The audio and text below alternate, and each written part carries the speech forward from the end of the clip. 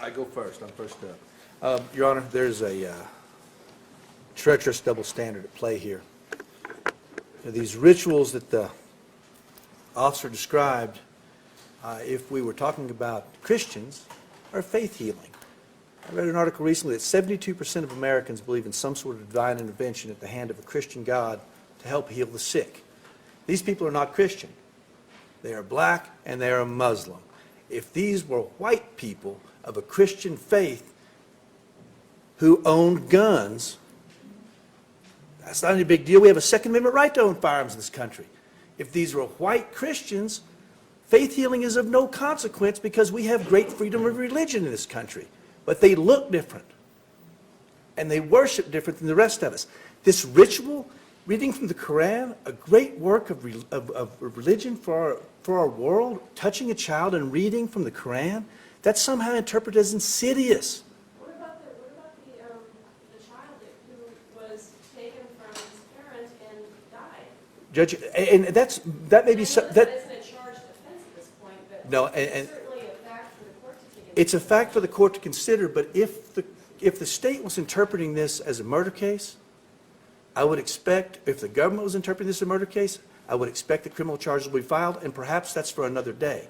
But right now, what you have in front of you is a group of black Muslims. But the question I have is that the evidence before me in this hearing with respect to whether or not they should be detained is that there was a young child who was incredibly ill, apparently, who these people were attempting to perhaps heal through their faith.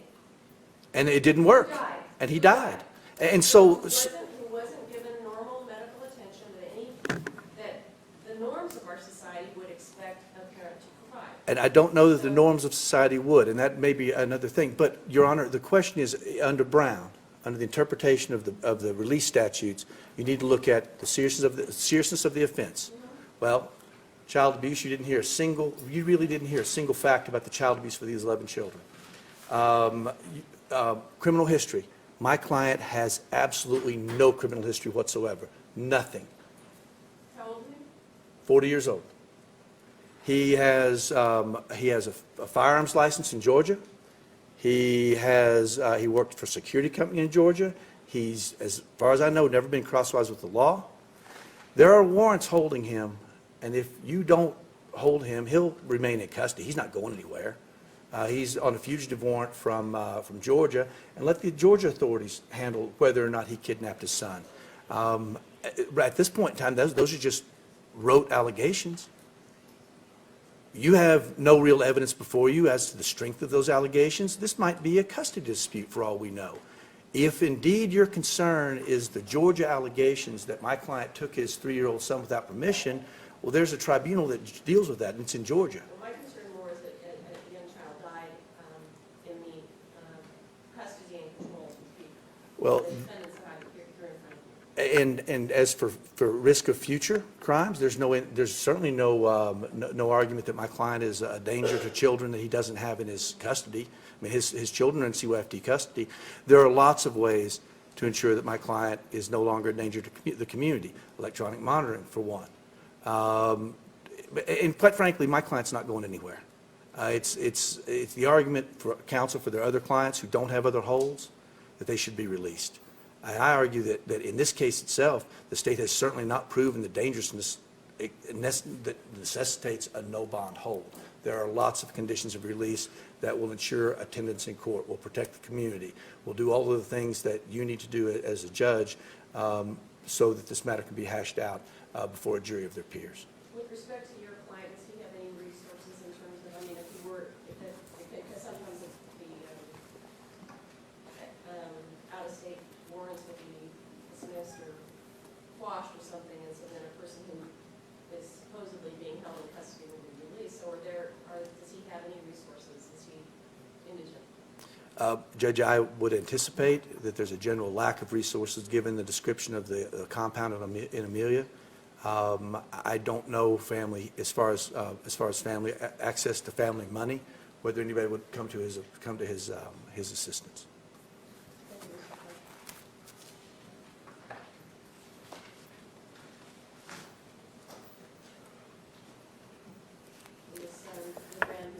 Yes, Your Honor, and this is on behalf of my client, Hudra Wahaj, whose name was never mentioned really once in relation to any allegations, Your Honor, during this hearing of child abuse or dangerousness to the community or even being a flight risk, Your Honor.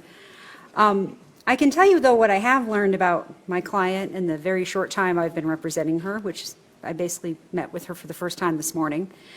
If you Google my client's name, what you'll actually find is that she, up until recently, was very much part of the community. She was originally from New York City, born in Brooklyn, raised in Queens, lived there until she was about 31 years old, then moved to Atlanta and lived there and had a very active presence on the internet as an inspirational speaker, as someone who was mentoring other youth.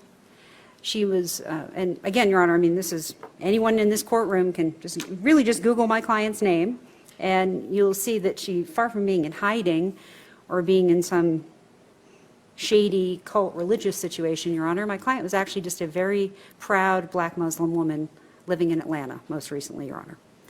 She's 37 years old. She has no criminal history. She is the mother to one daughter, one child, an 8-year-old daughter, who's currently in CYFD custody. And I'll say right now, Your Honor, my client understands, although she misses her daughter terribly and is hoping she'll at least be able to get a phone call to begin with her daughter soon, she understands why her child is there, that this is, in the aggregate, Your Honor, a very serious matter. And my client, if the court were to see fit to grant her conditions of release, my client is, of course, willing to follow any and all conditions of CYFD. She's willing to, obviously, she's not going to get back custody of her child right away, Your Honor. CYFD, of course, has processes for this, and my client is willing to adhere to all of them. Basically, Your Honor, my client came out here to New Mexico with high hopes, good intentions, and also because she had a credible threat had been made against her and against her family, the threat that she felt was very credible. And that's what caused her to join the family here in New Mexico, Your Honor. When my client originally set out for New Mexico, she had a car. It wasn't such a great vehicle, unfortunately, and it became inoperable pretty quickly into the trip out west. So at that point, my client didn't have her own car anymore. When she arrived in New Mexico, in the Amalia area, she did have a working cell phone, but after a couple months, the electricity at the compound was spotty and she was not able to charge her phone anymore, Judge. So essentially, at the time when my client was found, along with all the others in Amalia, she was there without a car, without a cell phone, but also with family. So I think there are a lot of conflicting things going on here, Your Honor, meaning my client at that point was thinking it was probably time to be heading back to Atlanta, and that, things were not quite as she had hoped they might be. But on the other hand, she's with family. And, most of us have deep loyalty to our family. It's sort of generally viewed as a good thing. And so there's a lot of conflicting things going on for my client. But I can tell you, Your Honor, that she is absolutely, her conditions of release could absolutely be fashioned that would ensure the safety of the community and also ensure my client's appearance in court. There is a couple here in the gallery today in my client's support, and my understanding, and again, I apologize, as the court is aware, I just got this case, Judge. My understanding is they would be willing to assist my client in obtaining local housing and employment and everything that would be necessary for her to stay here in Taos County during the pendency of this case. And also so that my client could begin working a parenting plan with CYFD and begin a reunification process with her daughter. So, Your Honor, everything that Mr. Clark said, again, I cannot stress enough I agree with. I think that had this been a different group of people with a different religion and a different color skin, that probably there would be far fewer people here in this courtroom, Judge, and perhaps we might not be here at all on this particular case. Not to make light of larger issues that are still pending, Your Honor, but my client is just a woman from Atlanta who ended up in New Mexico She's got a case here now. She's willing to comply with all conditions of release, and I ask the court that the court give her the opportunity to demonstrate she can do that. Thank you, Judge. I'm sorry, I'm not saying your name correctly. Mitsunaga, Your Honor. Mitsunaga. Thank Sorry you. about that. And you're on behalf of Subhana Wahaj, Your Honor. The only time that I heard my client's name mentioned in the recitation of the state's case was in regards to these text messages asking for help, asking for food, asking for money for food, asking for diapers. The state wishes to twist those text messages into something nefarious, that she had this outlet to contact the outside world and never said she was held captive, never said, come and get us, and asked that the person she was communicating with to not contact her family. The state apparently refuses to consider the perfectly innocent alternative that she was embarrassed to have to ask for the help. Poverty is not a crime.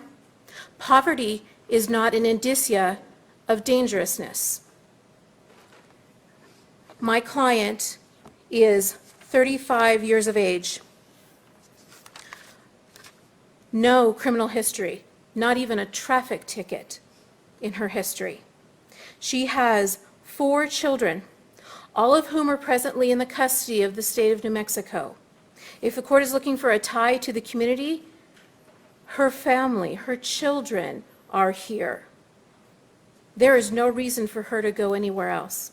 Similarly to Ms. LeGrand Miller's client, my client is under the impression that there are local community members who would be in a position to assist her in obtaining housing and the resources necessary so that she can, hopefully someday, have her children back in her custody. My client is also 7 months, approximately, pregnant. There is no evidence that the state has presented specific to my client to indicate that she was involved in any firearms training, that she was in control of any aspect of this property or its condition. No evidence at all that she had any criminal intent whatsoever. The state is essentially attempting to paint all of these defendants with a very broad brush and say guilt by association. But the law does not permit the court to hold someone without bond simply on this type of speculation and conjecture by the state of New Mexico. The state has abjectly failed to demonstrate, as is their burden, that no conditions of release will guarantee the safety of the community as to my client and ensure her appearance in court. And so I ask on behalf of Subhana Wahaj that the court deny the state's motion. Thank you. Thank you, Your Honor.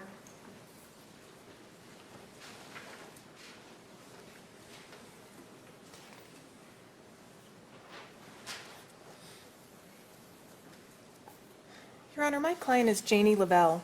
Janie Lavelle is 35 years of age. She has no criminal history. She moved here with her husband. And I do say husband because they were married in the church, even though she was married before in New York to a different man. She did not divorce him legally. She divorced him in the church and then remarried. That could be why there's some confusion about whether or not she's the wife of Mr. Wahaj. Because when you ask her, she wants to say, well, he's not my legal husband. He's the husband I married in the mosque. So while it may seem to some that she's been disingenuous, what it is they just didn't bother to ask her enough questions. What we did hear from Janie, about Janie today, is that during the raid, she is the one who said, disarm, put your weapons down. This is a woman who has done nothing but try and continue in her religion, practice her religion, and promote peace. She is not involved in the firearms training. Even if she did, that's legal. She is not involved in any harm to anybody in the community. We've heard nothing to suggest that the children were in an abusive state or that if she were released, she would somehow continue with that abusive behavior. We have heard nothing that suggests that she is a flight risk. She has ties to the community, not unlike the other people here who have children in CYFD care, who she loves very much. She has 6 children that were taken into custody. The only thing that has even gotten her remotely upset is wondering when she can talk to them, because she loves them. She's their mother. She also has people in the community who she believes would let her reside with them. There's no indication from anybody that's come forward to suggest that she is a flight risk. There is no indication from her history that suggests that she would act in a continuing illegal manner. There's no testimony today that suggests that she behaved or promoted violence and therefore would be promoting violence in the community. Your Honor, I submit to this court that the state has failed to meet its burden of clear and convincing that she is a danger to the community and/or a flight risk. There has been nothing presented in that fashion, and as such, I think that it needs to be denied. Thank you. Thank you, Judge.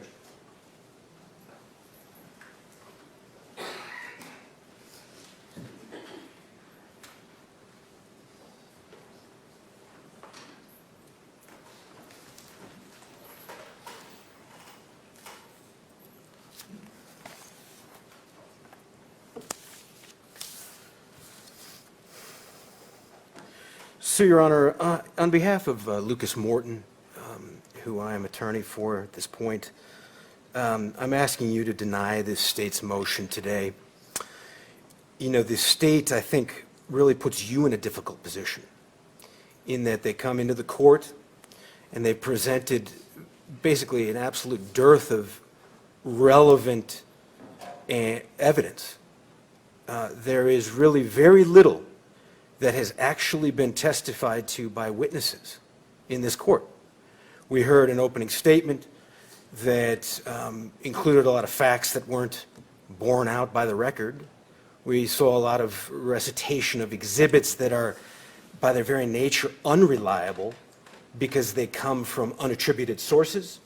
They come by way of second, third, fourth-hand information. The state, of course, has a relaxed burden in a proceeding under 409, but that doesn't mean that you can absolutely throw reliability out the window.